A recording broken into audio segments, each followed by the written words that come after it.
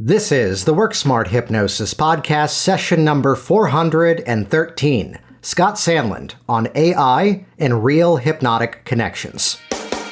Welcome to the Work Smart Hypnosis podcast with Jason Linett, your professional resource for hypnosis training and outstanding business success. Here's your host, Jason Linett. Hey, it's Jason Linett, and you're joining me now for session number 413 of the Work Smart Hypnosis podcast, featuring Scott Sandland, the creator of the HypnoThoughts.com website, and then eventually the founder of the HypnoThoughts Live convention. You can find all the details for that over at htlive.net. You might be noticing, if you're listening in right now, I'm doing this introduction a bit differently than how I normally do it. It's because this is going to be an episode like some of the ones that we put out over the years in this series that I'm going to give you an option.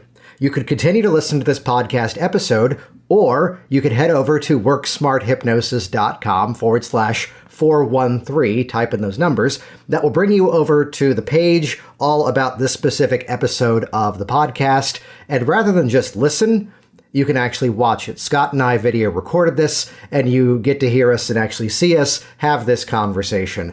And Scott is probably one of those people who has been on this program as a guest more than many others that are out there. And part of that comes around to, on one side of things, a friendship that came about from a rather specific style of comedy and humor that we both share, friendship over the years too, moments where we didn't get along and then we eventually did, which you can hear that in previous episodes of the program, and really an appreciation that sometimes you run into the scenario that someone has a perspective that may be very similar to yours. And this is what I really appreciate, is that we often have different ways of reaching a specific outcome, yet at the end of the day, we agree. You know, he says, learn from people who disagree with each other, which is much better of a catchphrase because mine is many, many more words. Learn from people who have different ways of achieving the same desired outcome, you know, and it's that appreciation that we can learn from different voices. We can learn from different perspectives. And those of you who perhaps are familiar with Scott and the HypnoThoughts Live conference are familiar with that, of course, yet also here's this other aspect as the creator of several different patents in the artificial intelligence space, someone who has pioneered his own software, which is now integrated into some rather impressive systems over the last couple of years, having used it personally as well, and it is phenomenal, as well as how that now applies to sales, as well as therapeutic concepts. And in fact, this episode is actually releasing, Scott talks about this in the episode here, this episode is releasing on Thursday, June 16th of 2023, and as this releases as the video as well as audio podcast around the world, he'll talk about this in this conversation you're about to listen in on. It's the fact that he is in Brazil at the time of this release talking about the ethics of what we should have in mind as AI, artificial intelligence, really continues to grow. So the shape of this kind of kicks off a bit of a three-act structure here. Act one is all about what we should be aware of as change workers, as practitioners, with this thing that no longer can be ignored of AI, artificial intelligence. And we talk about it from the perspectives of many of the different softwares that are available to people, let's say on the consumer basis, such as ChatGPT. From that, as the theme is really that of generative learning and taking data and turning it into something, the conversation naturally then lends itself over to more of his story about how do we approach learning. And it's where there is no ego behind this next statement. I did not tell Scott I was going to put this into the introduction, though I'd be very transparent here. And there's been a few times over the years that, you know, he and I are in rather unique scenarios, and many others fit into this space too, where here are the people that they became known to this industry because they were on this podcast. Here are people that no one else knew until Scott and the HypnoThoughts team then elevated them and gave them the opportunity to speak and gave them that chance to get up and do something in front of their peers for the first time ever. And unofficially, no, I'm not repeating names, there have been some of those moments of, where's this person? Like, they were the one who should have been the next big name. And that's kind of the reason why that this conversation shifted over to the style of learning, the way that we approach education, and even more so, anybody who's been having some frustrations about reaching out to people on the web, I absolutely love the strategy that Scott shares in this episode about how to bridge those connections and turn heroes into peers in a rapid amount of time. That itself is worth the entire listen. And then perfect timing, this episode's coming out in the middle of June 2023. And sure enough, right around the corner, HypnoThoughts Live is happening in Las Vegas in the middle of July 2023. It is the 11th event in its history. It used to be just an online website, a forum, and then it morphed into a conference over time. And this is year number 11. And there are some rather significant changes as it's the first time in a brand new location. And just from the feedback of all the thousands of attendees over the years, Scott shares some of the updates for that. Those of you that are going to be there can look forward to. And those of you that are not going to be there, go to htlive.net and register right away, because this is a do not miss event. Also, with HypnoThoughts, the fact that you can really round out that travel. It's not just the 3 days. It's also the fact that there are presenters doing special workshops before the event, as well as after the event. They've negotiated hotel rooms. Vegas is one of those places that's kind of ridiculously affordable to travel to. I've done my own events in Las Vegas. I've also done them when I was up in Virginia at a Springfield hotel down the street. And it was kind of annoying that even with flights, I could do an event in Las Vegas cheaper than I could 3 miles from my house. I mention that because the savings also passes on to you. It's an easy place to travel to. And with that being the case, expand the trip. You know, there's incredible options before the event if you want specialized training on this specific protocol or that specific issue. And of course, I do have to give a polite plug that while you could look at the journey of hypnosis entirely from the mindset of what are the techniques that we use, I would simply ask you, what good are the methods if you don't have people in front of you? Which is where, in a post-conference event at HypnoThoughts, I'm going to be presenting a workshop called Print Money with online challenges and virtual events. The shape of this event, and we talk about this in this conversation too, how what we do as an in-person training has had to change. It's had to change because we are now in a space where information is at our fingertips, and we are no longer in a world where simply getting up and lecturing for a 2-day event, having the same thing occur on the online videos that would happen inside the room, that just doesn't hold up anymore. What's the point? If they could have got the same information at home, why even do it in person? So this is where I've intentionally shifted a lot of what I do, as much as clearly we have programs like Hypnotic Business Systems, the Hypnosis Business Training, Hypnotic Workers, the Hypnosis Training. It's where when I pop up, especially at events like the ICBCH conference that we do here in Orlando in the springtime, still the winter conference, but it's more springtime, and then HypnoThoughts, which happens in Vegas in the summertime, it's where now my focus is more of the done with you hands-on interactive workshop. Why challenges? Why virtual events? It's because this is that thing, if you've ever seen the movie or read the book or know the story, Moneyball, where basically they figured out for recruiting a baseball team, here were the analytics to look at. And if we tracked the recruits of this baseball team versus that, it was counterintuitive thinking, but they'd have a winning team. And I mean, they made the movie with Brad Pitt and I think Jonah Hill, so clearly it's good. And I use that Moneyball term because in the shape of what my business has become over the last number of years as I've migrated everything online challenges, virtual events, those are my Moneyballs. And we called the event Print Money. That's a chapter out of the book that I wrote, Work Smart Business. And it's the chapter that got the most feedback that, you know, we want to have an influx of new qualified clients. We want to promote an event. You want to fill in the blank, whatever segment, students, clients, online programs, products, whatever it might be. This aspect of the challenge or the virtual event, and the terms are admittedly interchangeable, and we're going to workshop all of the crazy low-tech ways of doing this, as well as the obscenely high-tech ways of doing this during this 2-day hands-on event, so that by the time you wrap up with me on that Wednesday after that event, you will have the exact blueprint ready to go off and launch. And yes, indeed, I'm going to do the air quotes for those of you that are just listening and virtually print money. That keeps the government off my back for counterfeiting money there. So you can check out all the details of this event. There are limited spots available. That way we can give hands-on interactive focus.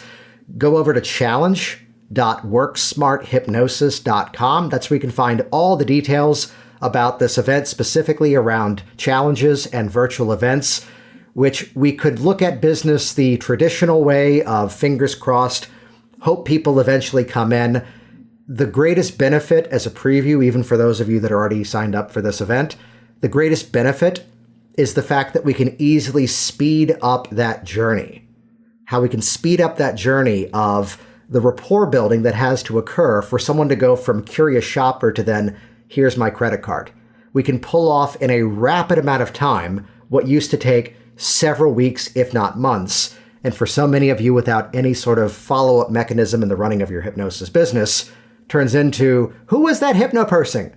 And I just call this one instead. This is how you become memorable. This is how you easily achieve that expert status. Check it out. Reserve your spot now over at challenge.worksmarthypnosis.com. I will also just mention that if you're not yet registered for HypnoThoughts Live, it would be inappropriate for me not to mention this, that the thank you page when you sign up for my post-conference actually gives you the ability to register for the HypnoThoughts convention at a substantial discount.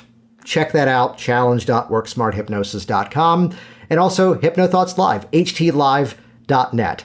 And with that, thanks to those of you watching the video version of this, where I just did all of that without any notes, except for having to remember the name of this episode. All the references and details of this is session number 413. You can find by going over to worksmarthypnosis.com/413. That will give you the links, all the references, all the details, gives you the video as well. So here we go. This is session number 413, Scott Sandland on AI and real hypnotic connections.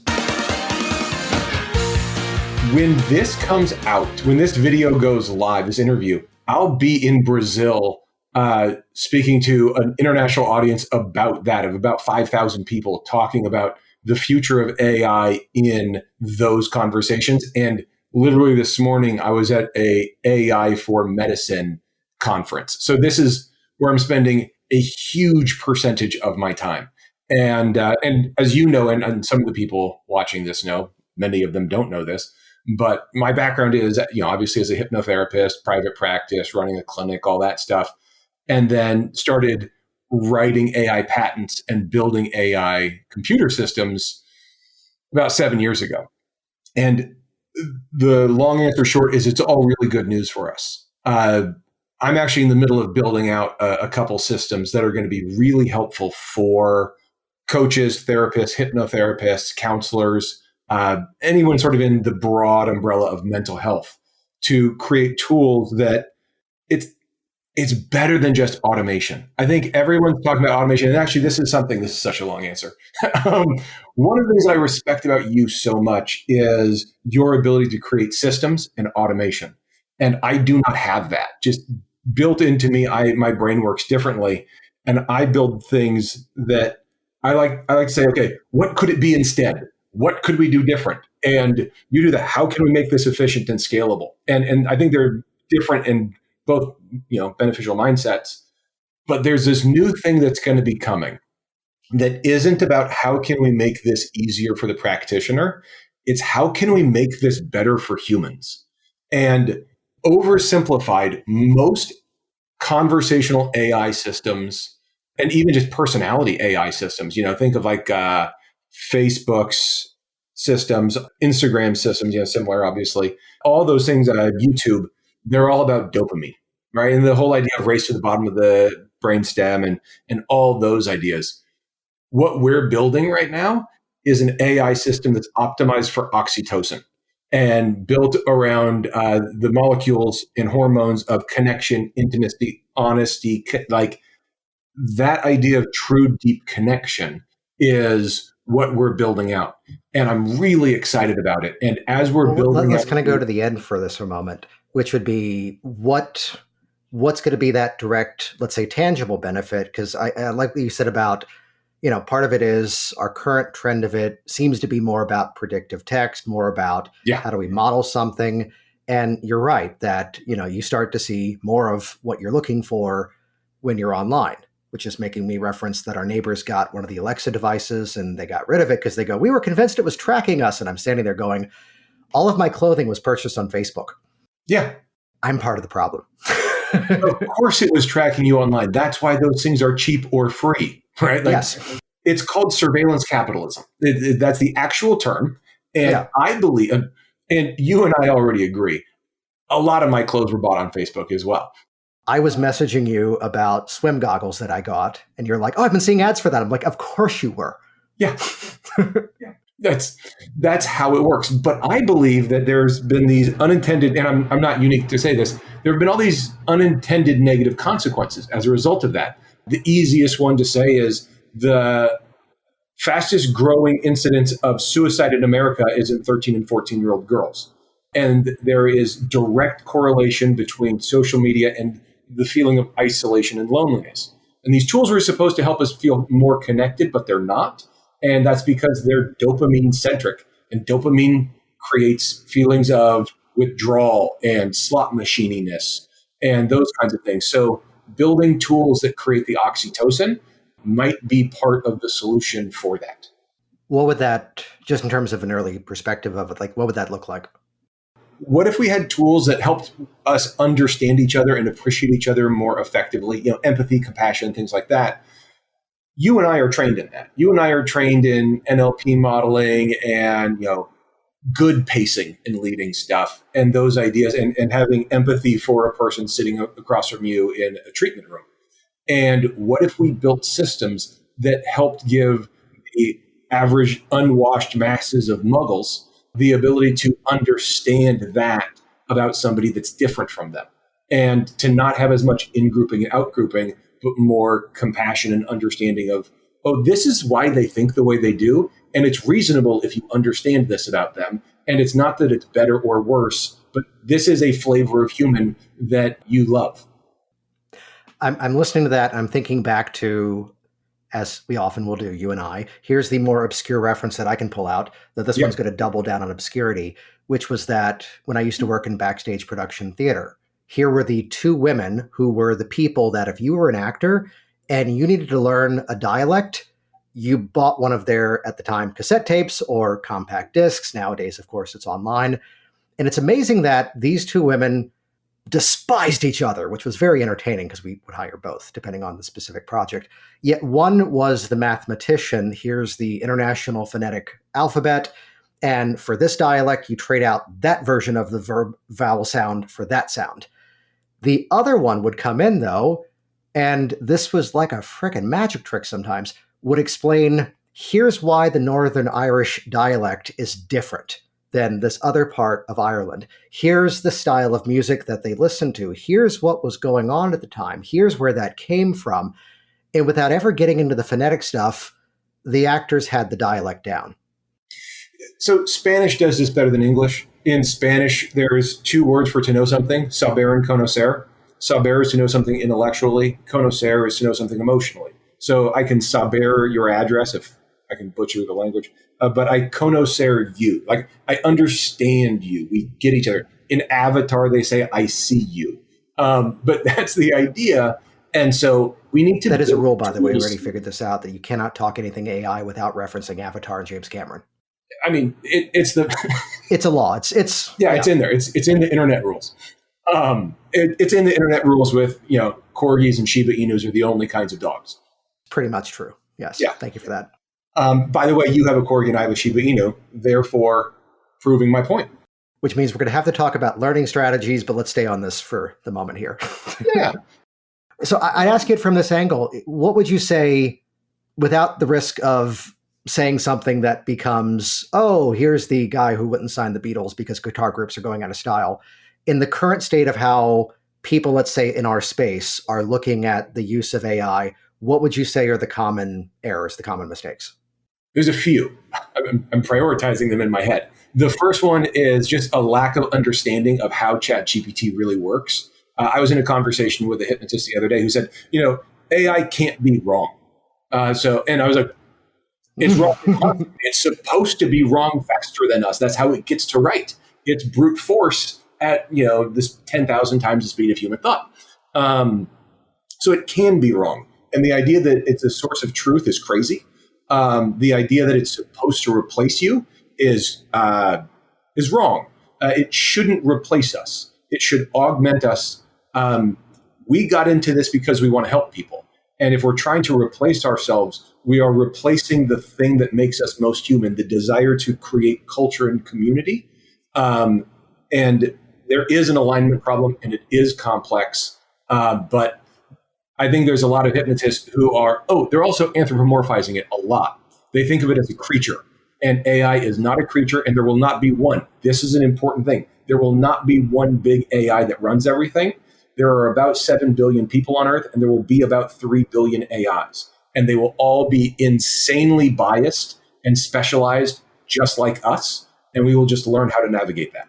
Well, I mean, just one aspect of that, you mentioned ChatGPT, and it's the fact that every one of those individual chats is its own separate AI. They may be pulling from similar sources, but it's how you and I were chatting about how we've put more effort into what do we feed into it before we ever consider what to take out from it. Yeah. But it's where hopefully OpenAI is not listening right now. My wife is also using the same account for her real estate company, yet we have our own system of how things are named. Yes. Yeah. And ChatGPT doesn't want to be right. This is a really interesting point that people miss. Oh, yeah. Yeah. An LLM doesn't care about being correct, accurate, or right. Unless you specifically say, I want you to be accurate, and you're using a plugin that allows it to tie into the web and look up facts, the goal of an LLM is not accuracy. It's to be similar to other stuff. That's it. And people don't understand that. And the fundamental difference in how the trajectories of that are really important. Which we're releasing this, of course, on the podcast, which is audio only. And I'm sure in the intro I referenced that, hey, we also videoed this.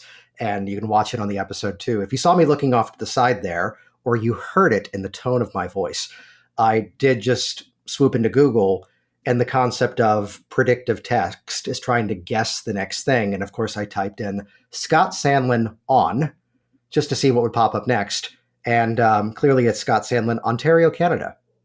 Scott Sandland, Ontario, Canada. So we'll leave out the part where you almost moved to Virginia, and I just said, dude, I will just give you the Virginia Hypnosis website, but I can't help you out with Ontario. Yeah, that's true. I did almost move to Virginia, and Jason was going to give me the Virginia Hypnosis website. That would have because we would have thought it would have been really funny, and that would have been enough. It would have been great. It would have been totally worth it.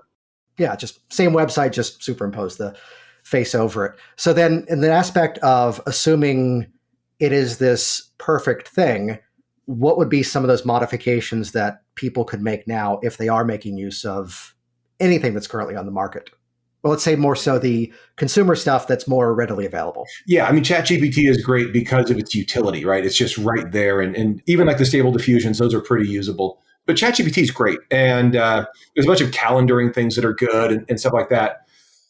Where the tools are great are in brainstorms. Where the tools are bad is a major national eating disorder clinic just decided to try to use ChatGPT to man its text call center. It's like crisis hotline. And they pulled that within 36 hours. A bunch of us, and I mean a bunch of us in AI ethics, reached out to them and said, cut this stuff out. I don't know if I'm allowed to swear on your podcast. But it took them 36 hours to go, oh my gosh, this is backfiring tremendously because the training data didn't give it what it wants. Human communication's really, really, really, really complicated, and it's getting close, but it's just like self-driving cars. They're very good, but when they're wrong, there's major consequences, and conversational AI is the same right now. And so we need to be focusing on augmentation, not automation in critical conversations. I like what you said about the brainstorming, that well, then again, I flashed to, there's a task that we often give people in one of the programs that I run around coming up with what are the topics that your audience is already looking for. We've got to, if there's one thing the hypnosis profession needs to hear, it would be that your audience is not necessarily the people who are already diehard excited about hypnosis. I forget if you and I gotten into the riff before around, look, I'm not disagreeing with you. All of your clients have limiting beliefs. However, none of them are laying in bed, Googling on their phone while their spouse is asleep, how do I get rid of my limiting beliefs? Right. And the idea of you can't use the word quit smoking. You can't say quit smoking because no one likes a quitter. So no one Googles smoking cessation. Or there's right? the time that I did get the phone call for the smoking cessation, but that wasn't legal yet in Virginia. No, that's a whole different thing. But yeah, and this is something that you and I have had conversations with Richard Nongard about. And I think he was the first one to say it to me. And he was totally right. He said there are a bunch of hypnotists who learn how to do things that are impressive at hypnosis conferences and in hypnosis demonstrations to other hypnotists, but aren't necessarily more effective at getting results for the client. And I think getting this back to what you were originally talking about is one of the nice things about ChatGPT is it's a sounding board, and you can bounce ideas off of it and say, oh, this system is a reality check that I say, okay, what are 10 or 20 or 30 issues that people care about and search about? And you get a list that is very different potentially than what you would have come up with within the echo chamber of a hypnosis class. Or even what you would come up with through your specific expertise. Though I think of a time, just as an example here, it was that we had this group of like 15 people for this Zoom meeting inside of a consulting program, and someone there, she's an event planner. And the task was, she came up with like the headline, the name of the specific opt-in offer or online program, I forget the specifics of it. And this was admittedly supposed to be a gotcha moment of, well, I tell you what, you're still torn between these two topics. Put them both here so everybody can see them. And okay, there's option one, there's option two. Let's say the first one is A, the second one is B. Everybody in the Zoom chat, just go ahead and vote. And like unanimously, it was like all of them, except for like one, were for item B. However, the follow-up question was the important one. Okay, now forget the A and B. If you are in her target audience, if you are someone who would be shopping for the thing that she offers, stick a number one in the chat. We'll wait. Nobody responded. It's like, so taking it out to market, getting the actual feedback from, check out this revolutionary idea from humans. However, the tool can get us closer and start to brainstorm. And sometimes I do have the unfortunate bragging rights, and this shouldn't be bragging rights, of 3 things that collected over time have sold more than $1 million each, again, collected over time. And all 3 of them have been renamed at least 4 times. Right. Not because I'm finicky, but because I listen to the audience. I look at the different trends, what's changing, you know, kind of like when you have a really great online forum and you're like, you know what, this should be a conference now. Yeah, just shift it. Yeah. Yeah. We'll get there. We'll get there. Okay, we'll come back to that. So I was just at this MedTech conference, and I had all these doctors and chief innovation officers of hospitals coming up to my booth and looking at our technology and all that stuff. And on day one, they were asking, what can your tool do? And I was like, it can help patient-physician communication, build rapport, engage in critical conversations, and help doctors navigate giving bad news. And they said, that all sounds nice. And by lunch, I had realized what they wanted to hear, which was medication adherence and treatment plan compliance, which reduces rehospitalization. And they all said, you can do what? And it's the same thing. I just said it in the way that they were ready to hear it. You mean like World's Funniest Stage Hypnosis Show versus inspire your audience by instilling your message and your mission into an entertaining program so that people actually listen? Yeah. Funny how that works. Yeah. The whole what's in it for me thing. What's in it for me turns out to be pretty damn important when you're asking for cash. It really is. Well, it's that the difference between, like there's times where I've given the advice of, oh, go out and offer talks. And the feedback was, oh, they didn't want to talk on hypnosis. It's like, no, they didn't know they needed a talk on hypnosis. No, they don't want to talk on hypnosis. What's they want the to talk on solution that you're offering to them? And then it becomes, you know, now we can sell the mechanism that actually delivers that. It's features versus benefits, right? So hypnosis is the feature. The benefit is whatever you're actually doing with the hypnosis. But you are going to feel like you've had a 3-hour power nap. Oh, really? Absolutely. How will I know if I'm hypnotized? 3-hour power nap. Oh, good.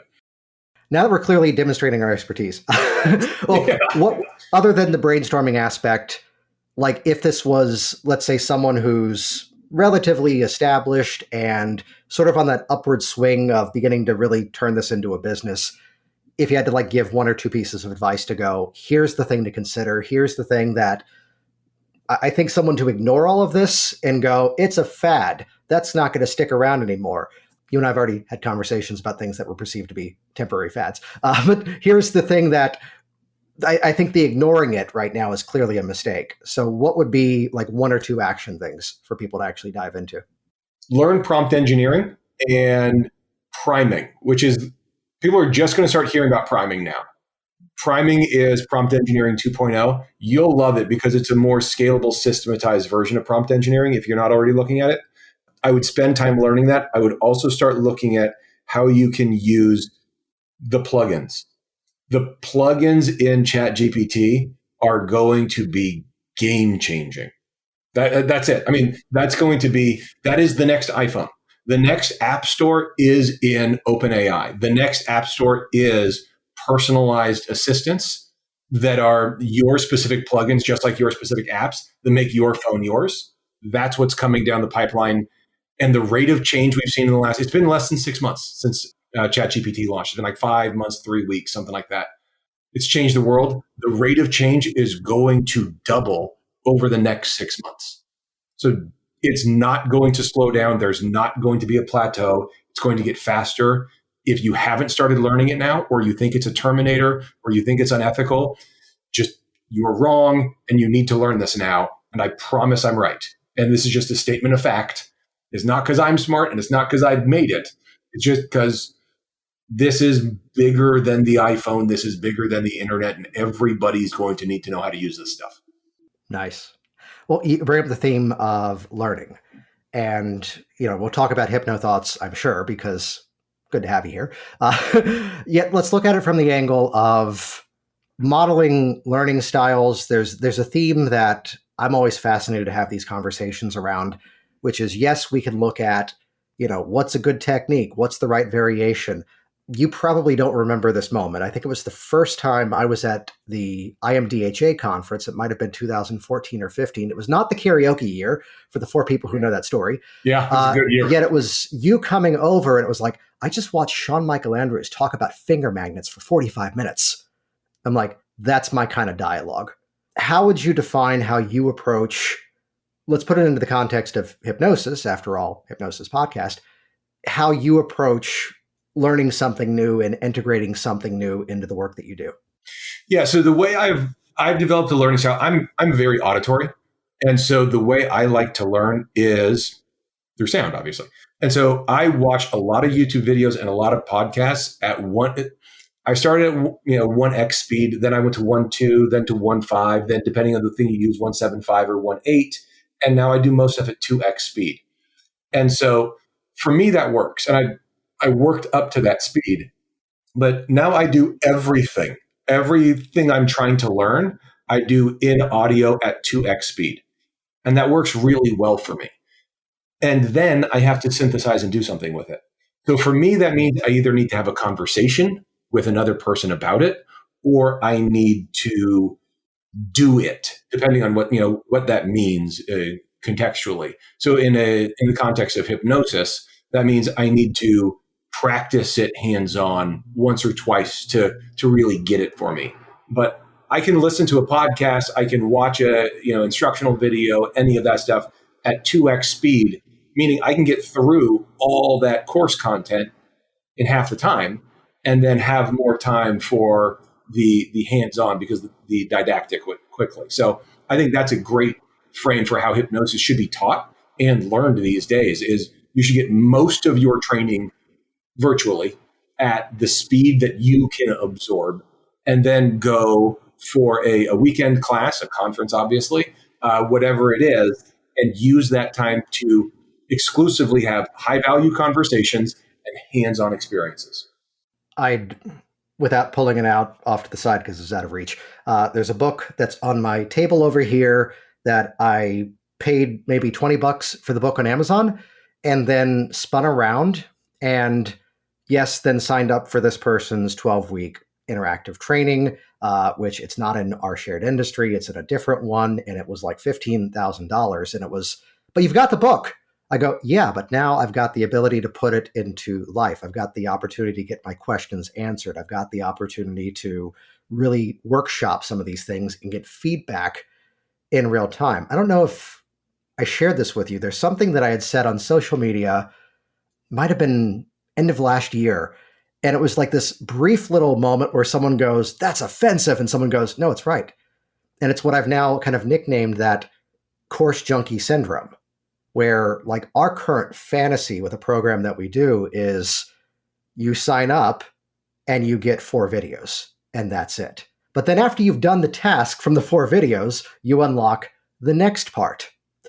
And just the brief silliness is that we're considering moving to a different membership platform that will deliver that, but I'm certain that the moment we put in all the effort of moving, the one we're currently using will then just unlock that feature. Yeah, invariably that's got to happen because that's how it always works. Yeah. I almost moved everything over to another platform last year, moved it all back, and then the feature that I truly knew I needed, they just released last week. So yep. That's the fun of it all. Yet it's this moment of, you, like what you said about, it's not just the listening, it's not just the absorption, it's the integration. And that synthesizing of the information. So like I'll watch, just to pick a topic, I'll watch 5 videos on any topic or listen to 5 interviews on podcasts or whatever on any topic and different people, different whatever. And then I synthesize those in my head. And then I have a conversation with a person who knows more than I do or knows as much as I do on that topic. And that crucible of having to explain it to a person who's going to ask me hard questions, that's what makes me know I get it. And that's what forces me to synthesize it. And until then, it's just academic. But once I can answer questions about it, I'm there. Yeah, talk me through in more detail on finding someone who has more knowledge on it and having that conversation with them. So for me, the way I'm doing that is conferences. It sounds self-serving because of HypnoThoughts Live, but like I said, it's a neat little thing. But I'm going to all these conferences now that have, medical conferences, tech conferences, and I get like any speaking slot I can get, because in some of these I get good speaking spots, and some of them I get, you're the new guy speaking spots. That's fine. I've got to pay my dues. Sunday morning, 8 a.m. Yeah. For sure. Day 1, hour 2 kind of talks. Or while everyone's wrapping up their booths, I'm the guy. We've got Young MC performing in the banquet hall and Scott speaking in the parking lot. On ethics. Who wants to hear it? And that's the whole title of the presentation. Yeah, just the whole thing with the Young MC is the whole thing. So I go to these conferences and I just seek these people out. And I go and I find, and I reach out to them on LinkedIn and I say, hey, we're going to be at this conference together. And I would love to talk with you about X. I would love to talk to you about the interview I just listened to you or read where you were on this podcast talking about that. So I'm going and finding like heads of labs from Stanford and saying, hey, I love what you've been doing with cell phones and people with bipolar disorder. I would love to talk to you about your earlier research on Asperger's. And they say, wow, that's a deep cut. You know about that? And I say, yeah. Okay, so important question. When are you dropping the order form? When are you sending them to subscribe to your YouTube? I'm with you. Yeah, you get the idea. We're poking fun. No, but I love that because it's the reaching out and it's showing, it's the advanced statement of, I am coachable. I have already engaged with your stuff. And I'm actually looking to have a real conversation that I know would be of value to you as well. And I'm going to learn the thing that they care about talking about. And so they're very open to having that conversation. And so that's how I learned hypnosis. I was going to hypnosis conferences and I was lucky because I was young and on the West Coast, which means when I went to all the conferences on the East Coast with people who were old, like 45, I'm older now than my mentors were when I met them. And that hurts. Literally, it hurts to get off. It hurts. When I stand up, it sounds like I'm a glow stick. It's awful. But because I was young and from the West Coast, I could stay up later than anybody. And because I was in college, I could drink more than anybody. And so I could go out with Sean Michael Andrews or Roy Hunter or Michael Elner or whoever it was and just hang out with them all night. And I didn't need as much sleep. And so I could have these long conversations and just take them out into deep water conversationally. And I got the goods out of them. And that's still my model. I'm just doing it in, continuing the obscure territory. As if hypnosis wasn't weird enough, then it became linguistic artificial intelligence. And now it's other things beyond that. What I love about that is reaching out and just to share. It's been part of what I've done the last couple of years. And the mantra in my head was, as strong as things may have been going, put myself in the room where I feel like a startup. Yeah. Put myself in the room where I go, and the joke was that there's a group it's a mastermind that I joined. Like, you have to run a 7-figure business to join this group. And I'm there. And as much as my whole spiel on the internet is, if no one ever put the words imposter syndrome together, you wouldn't believe you had this thing that someone made up the concept. You're just a person who, confidence, when you're the person who does the thing, you're the person who does the thing. So like, your level of confidence doing change work, you've seen several clients. Quite a few, dozens. And it's from that, it's like, you know how to kind of navigate. You've got stories of things that have gone through. And you and I both know how to get ourselves out of trouble if a client gets a little sideways on something. And have listened to enough comedy that we know people who intentionally get themselves into trouble so they can find a creative way out of it. Yes. We've already told the first date story on the podcast before. So it comes around to, again, finding that place where my phrase was, if you're the smartest person in the room, you're in the wrong damn room. Yeah, you absolutely need to be in rooms that are aspirational. You need to be in rooms where you think to yourself, I've got to be on my game to keep up. And if you're not putting yourself in those rooms, what are you doing with your time? Like, that's fun. That's where the juice is. That's where everything is when you're putting yourself in a room where you're really running your fastest to keep up. So I was a swimmer and a water polo player growing up, and I had a coach who would always say to us 5 times every practice, you get faster by going faster.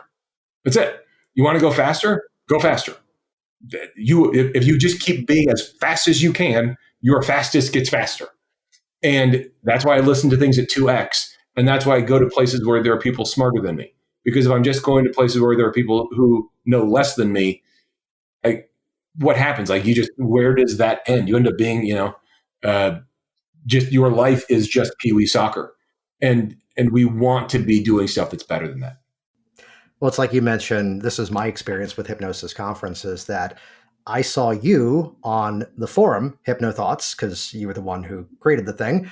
And it was watching all the posts around Michael Ellner. And the story in the back of my head was, okay, he's going to be at this conference I'm going to in August. I need to meet this guy. And of course, the N was, my room got canceled. Can I sublet? He never booked a room. And it became, I've got space. And suddenly there's the opportunity. And I can think of the dialogue I had created at one point, even around other people, that if I can have a chance to talk to this person about this thing, and then to realize the people that are often the most successful are also the most giving and willing to have that conversation. It doesn't mean that they don't possibly have things that they sell or events that they put on. So let's kind of bring this around to HypnoThoughts, which is very different this year. That 10 years running at one location in Las Vegas, couple of miles down the road. And I'm sure the change of location is not just the only change. No, it's a lot of change. So one of the things that happened was our old location, the Orleans, 10 years, great experience. They dramatically raised rates on us. And they didn't improve anything. They just wanted it to be more expensive for the same stuff. And at the same time, we had been looking for a new place because we were kind of outgrowing that space and it was getting stale. And we got recruited by the Sahara. They called us and, we had this great conversation. We went over and we started looking at stuff and we started reimagining what it could be. And we wanted to create a space that was aspirational even for, the veterans, the you, the me, the Ken, the people who've been there for a long time, like all our friends, all our peers. Like the Kelly Woodses. Kelly's been around she's awesome.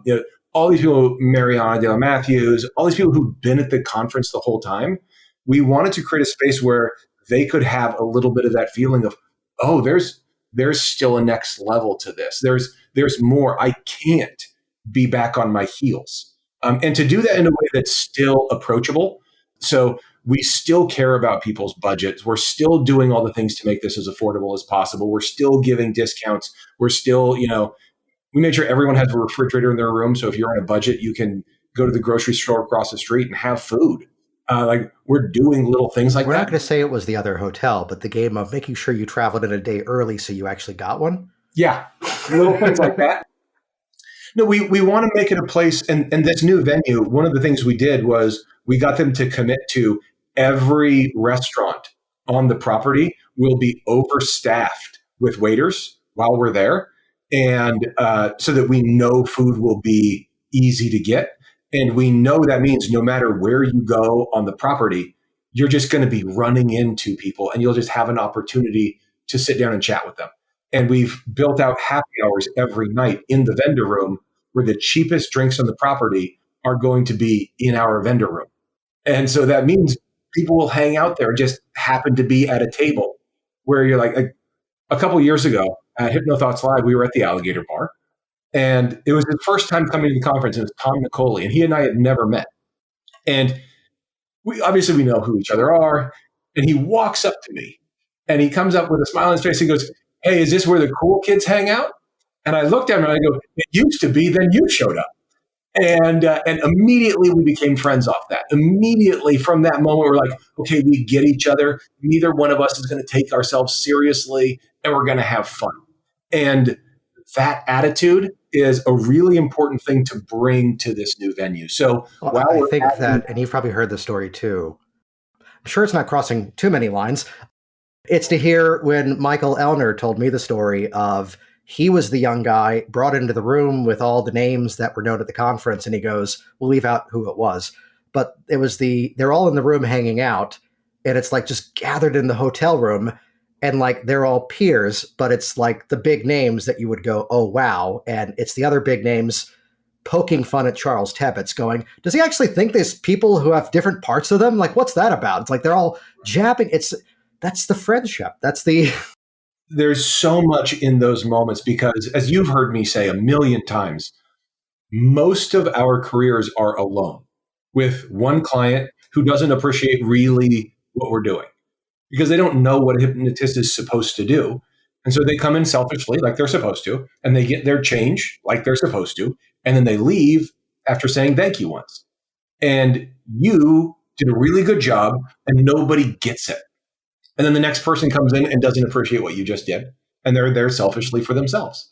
And so to have these moments where you can actually appreciate each other's work, and I call Roy Hunter out for this a lot because, his book is The Art of Hypnosis. And I don't think it's an art. I think it's a craft. I think art is something you consider and you appreciate in your own time. Craftsmanship is building a chair. And if you sit in it and it breaks, it was not a chair. You need to have craftsmanship to do our work. And there's all these shows where people are making cakes and motorcycles and whatever it is that they're making. And we're appreciating craftsmanship. And HypnoThoughts Live is one of the best places on earth for hypnotists to appreciate craftsmanship among their peers and be appreciated for the craftsmanship that they bring to the work. The thing that I've always seen is that, it's not these are the speakers and these are the attendees. It's everybody's in the same room learning from each other. Yeah. I mean, I've learned from people who were there for their first time, and I've been a first-time presenter. I've been a volunteer at conferences because I was broke. And when my first couple of years, I was going to the ABH conference that doesn't even exist anymore, but it was the second biggest on earth for a while. And I would go and I'd be a room monitor because I couldn't afford to do anything else, and I couldn't afford to go to any other conferences. And so I was holding up the 10 minutes left sign, and I had a presenter come up to me and said, hey, thanks for paying attention. Thanks for managing that person who was being a pain in the ass with questions. Thank you. And I asked him a question, and he said, let's go to lunch. And that was Roger Moore. And Roger taught me a ton about mantras and that sort of orange blossom is the mantra that he uses in his stuff. He taught me that just because I happened to be his room monitor. And that's how I met Melissa Roth and Paul Durbin and all these people, just because you go and you say, wow, that was amazing. Can I ask you a question? And they say, sure, let's take a walk. And that walk turns into 30 minutes. Well, it's also about really, maximizing that experience. It's where your time frame of starting up, I think back to yours was I can stay up later. I can survive on less sleep. And mine was, okay, so I had perfectly systems brain crafted this 5-year plan. And then it became, oh, wait, we're planning on having kids next year. I'm going to do all of this stuff now. So like in the office, that was the second one in Virginia. You'd walk down the hall. And I mean, it was just wall candy certificates all the way down the hall.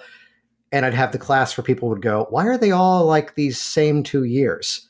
I go, because I knew what was coming. And if anyone's now wondering why I used to run so many guest events in Virginia. Yeah. I got to stay home, bring someone to town, and just, invite 40 of our friends to also show up there too. So if it ever was the conference, if it ever was the conference though, it was that what's happening before, what's happening after, how can I really maximize this trip and not just look at it as the 3 days and instead what's going on around it? Are there any changes? Because I know pre-conference and post-conference, any changes to how that's being managed? Yeah. So one of the things we did was we really negotiated our room rates down for during the week. And when people look at the room rates, they're still, by the way, if we were at the Orleans or we're at the Sahara now, if we were at our old venue, the prices would be almost identical this year. So it's a little bit more, but the place is so much nicer. It's just unbelievable. Wait till everyone sees it. It's so good. And the names on the contracts at the Orleans, I have them on file here. They were... Yeah. We'll add it in later. Yeah, we'll edit that. I think this is a polite way to say it, that there were many who kind of, okay, we're coming out of the whole pandemic. Let's try to keep the rates the same as they were. And they reached this threshold where everything else got expensive. Inflation happened. Yeah. I'm looking at the office that's currently a rental in Virginia. It's like, oh, that mortgage just jumped because... Yes. I mean, the last year we were at the Orleans, we had to spend, for the same number of people, $30,000 more just on the food bill. Just the food for lunch was $30,000 more. And they didn't tell us till we got there. But more people thanked Ken for the drinks. More people thanked Ken for the drinks. So those were great drinks.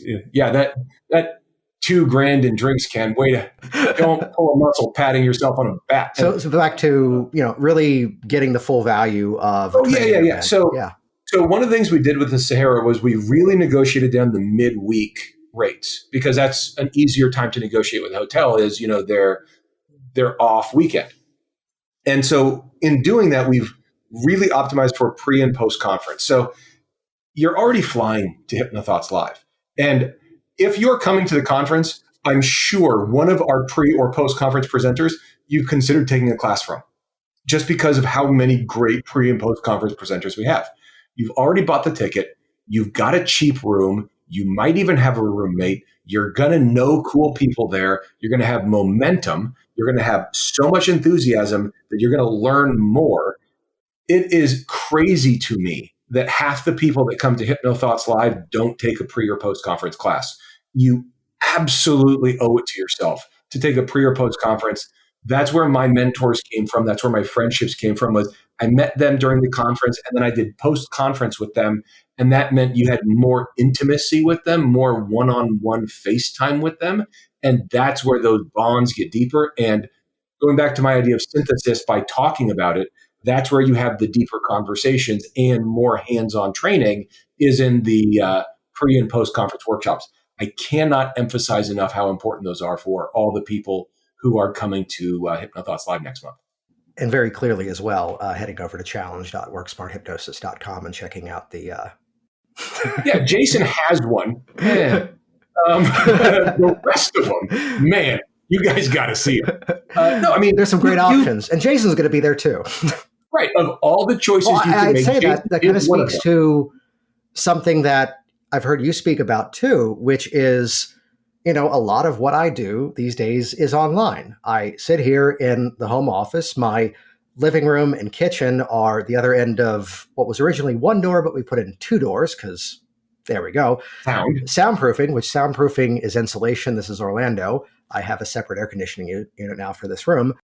As do I. Yeah. Same. It's so critical. The future is the mini split. Just the mini split is really what it's all about. Welcome to AC Time with Jason and Scott.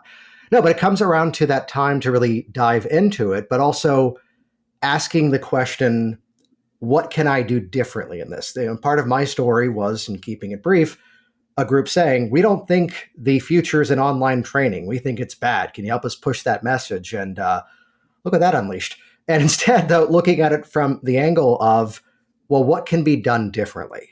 And if it is the exact same event that would happen if you got it on, let's date ourselves here, on the DVD, if it was the same event that would happen inside of the online library, as it really plays out in, the room, then what's the point? Versus asking the question, what is it we can do differently because we're in person? So not just because it's what I'm doing, but here's an example. It's that we can cover the education, we can cover the training, yet this was something that I kind of figured out by chatting through with you at one point. It's like, here's the 2 days where we're going to gather together and actually do the hands-on work. So you've got this thing built out and ready to go even before you get home. So watch me make this a nested loop. I was speaking at a CIO, a Chief Innovation Officer group for ChatGPT stuff. And a person raises their hand. He goes, look, what we all really want to know is, what are the jobs that will be the easiest to automate out of our organizations now that we have this tool? And I said, if that's the question you're asking, yours. Because if all you're talking about is automation, you've totally lost the plot.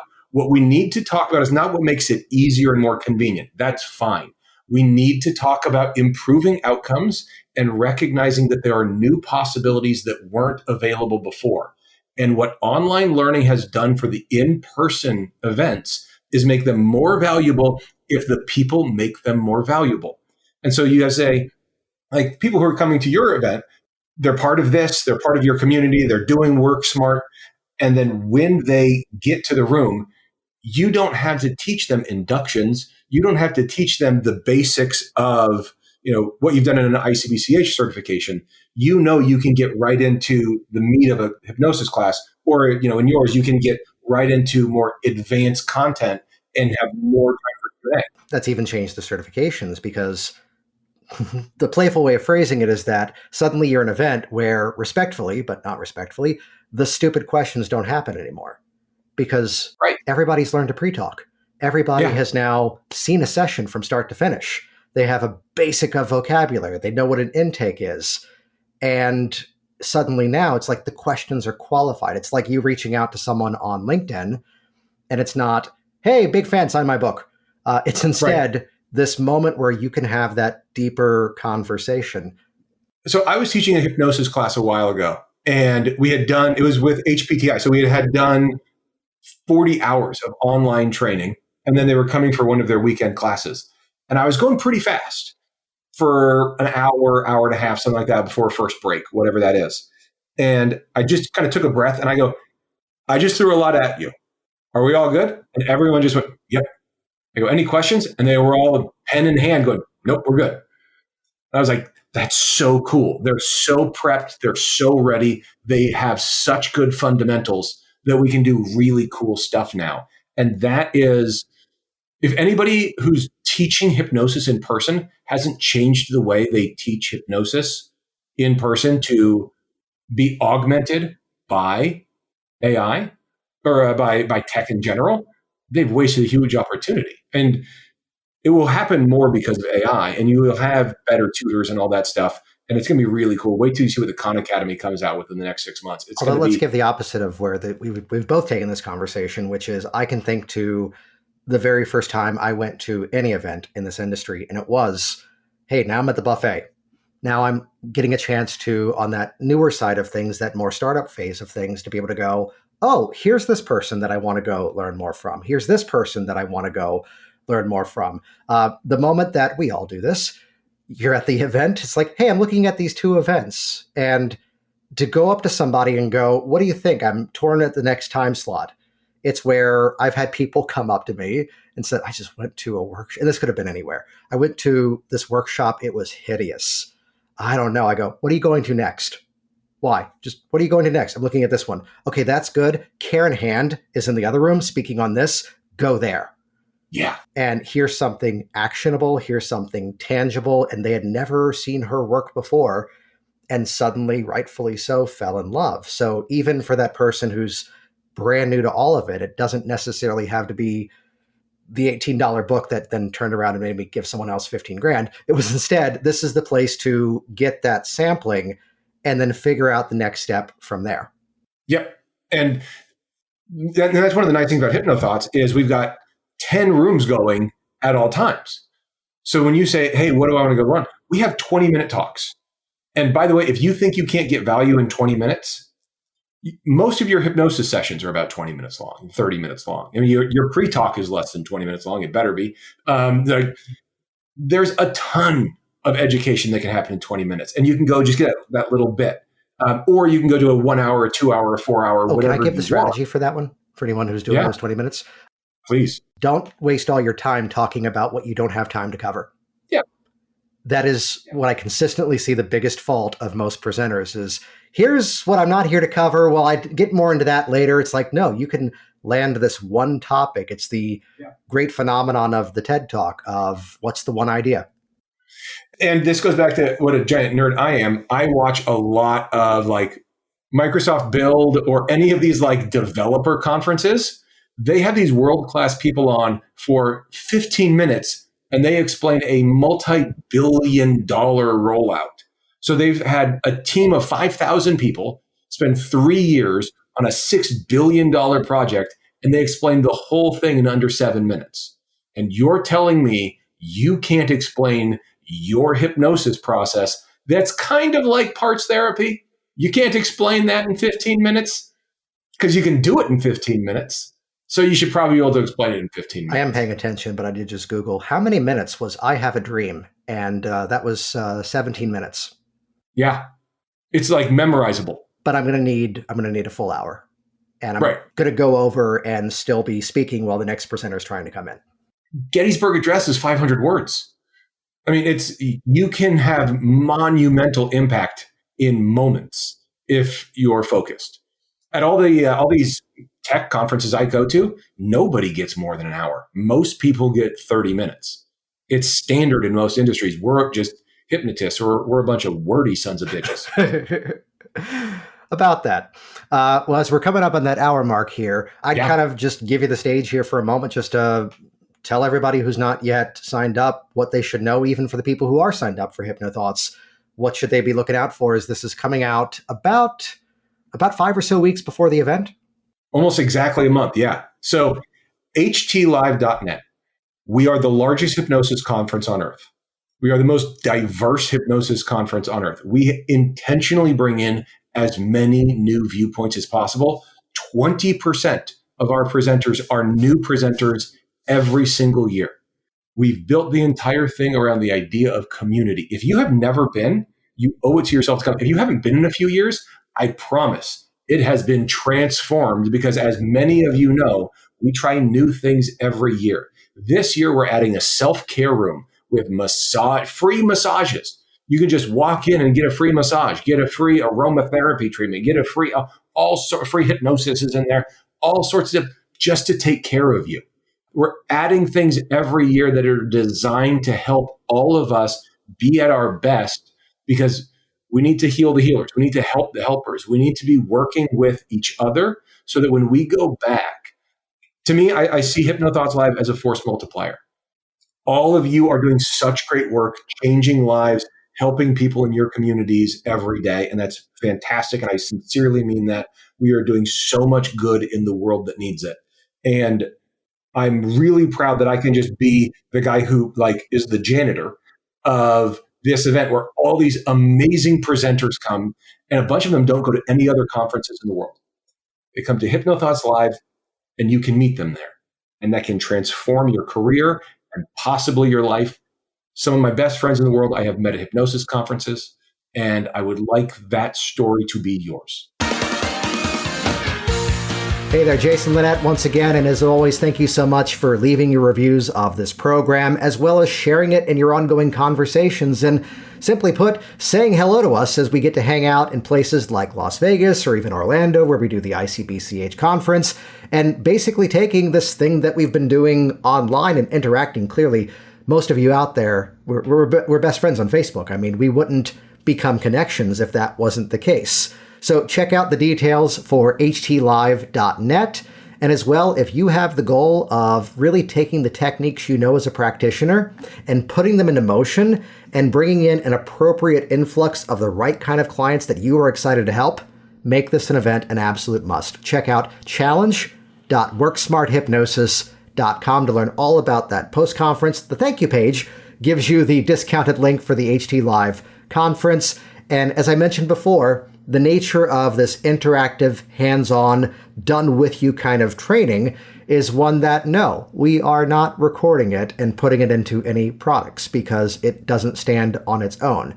Which is why, again, if you ever see me popping up and doing something in person, there's a reason why I'm doing it in that format versus the style of what goes into the other things. So check that out. Grab your spot now over at htlive.net, as well as challenge.worksmarthypnosis.com. See you in Vegas. Thanks for listening to the Work Smart Hypnosis podcast at worksmarthypnosis.com.